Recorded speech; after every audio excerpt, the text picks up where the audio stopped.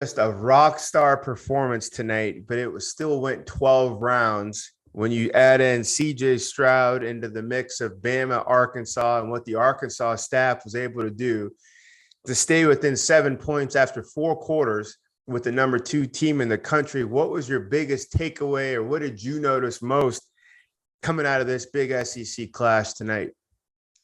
First off, hats off to Arkansas for really not being a very good football team, but being a thorn in some folks' side this year.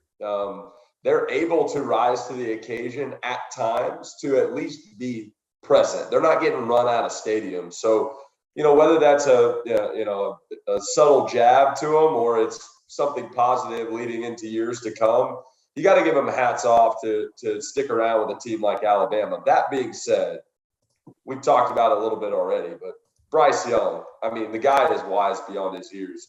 31 of 40, 559 yards in the air and 5 touchdowns when he's got to keep coming back out. This wasn't just a smooth sailing, I'm going out here having routes on air. We're up 49-0 in the first half like CJ Stroud. This is keep coming, get the guys going, get them going on the sideline, run out there, drive down the field. And, of course, you tack on, 122 yards, Brian Robinson Jr., and just the whole attack there. I mean, the guy has really settled into his own as, like you guys mentioned, a Mac Jones, but 4 years prior.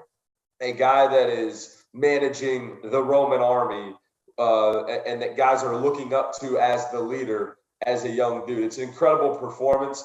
Unfortunately, they got to go play the White Walkers in the SEC title game here in a few weeks. Yeah. But they're setting themselves up to be in a position to go out there. And if Bryce Young is the Heisman favorite and he can put on a show in the SEC title game, who knows what can happen at that point. You're right, Trevor. They are playing well, but they are not invincible. As the Roman army won most of its battles, they didn't win all of them. It will be interesting to see, though, what happens, and we're going to get into this college football talk here in a bit, the playoff talk.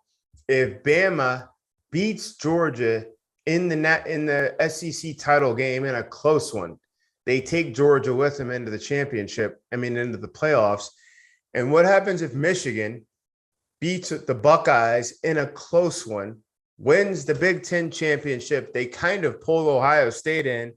Then we're going to be super crowded here with Oklahoma, which we're going to go over here next, and Cincinnati. So let's go to that. Oklahoma today.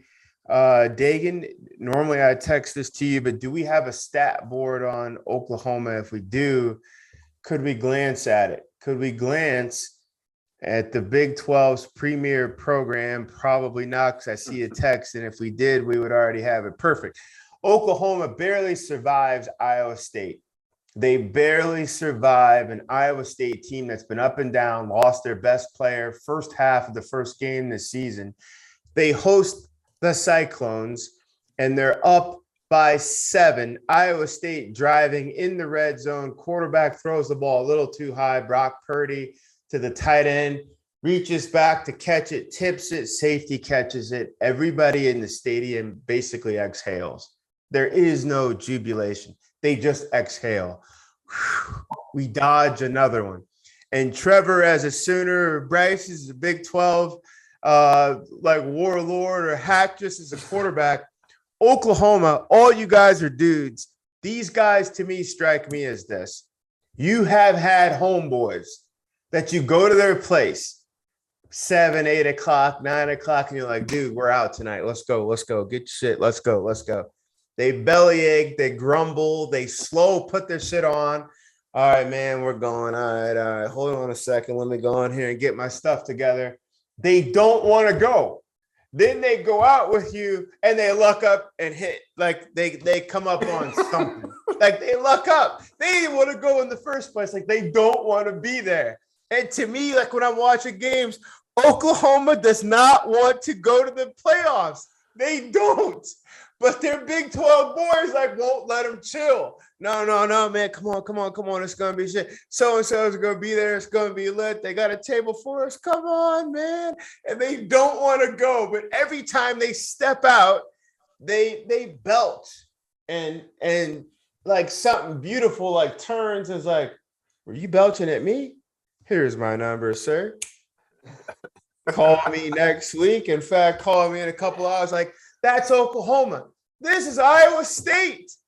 We talked about them with Kansas. We talked about them with every single school. Trevor, I'm going to start with you, and then we'll get with the guys. These dudes don't want to go to the playoffs. We should just not force them to go to the playoffs. Am I right? I think here's the difference in what we're seeing this year as compared to years in the past where Oklahoma teams have gone to the playoffs. They've been wearing a mask, and that mask is a picture of Baker Mayfield, of Jalen Hurts, of Kyler Murray.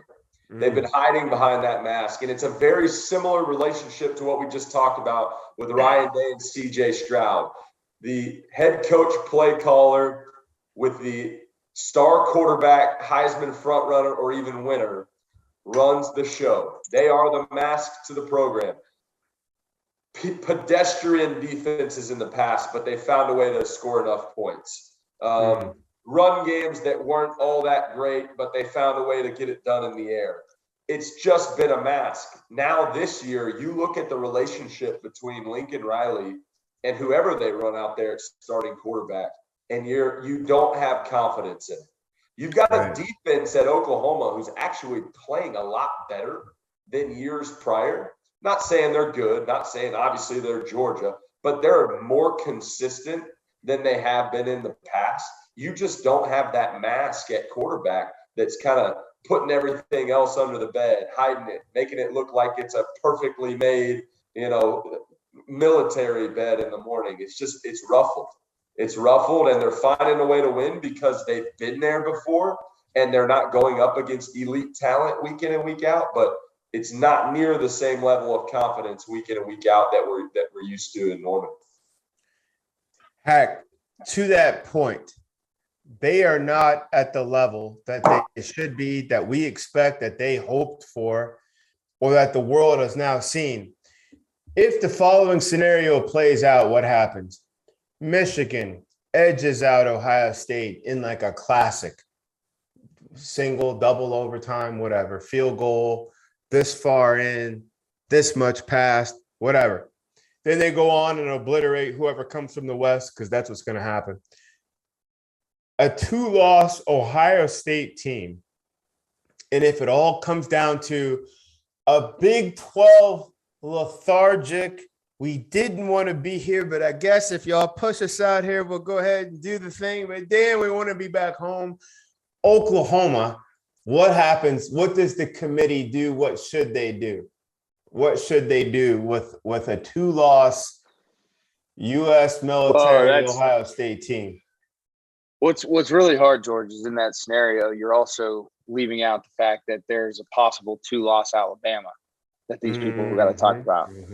So now, as the committee, you're sitting there going, do I leave out the Big 12 champion? Do I leave out an undefeated Cincinnati? Do I leave out a 1-loss Notre Dame? And do I take a 2-loss Alabama and a 2-loss Ohio State?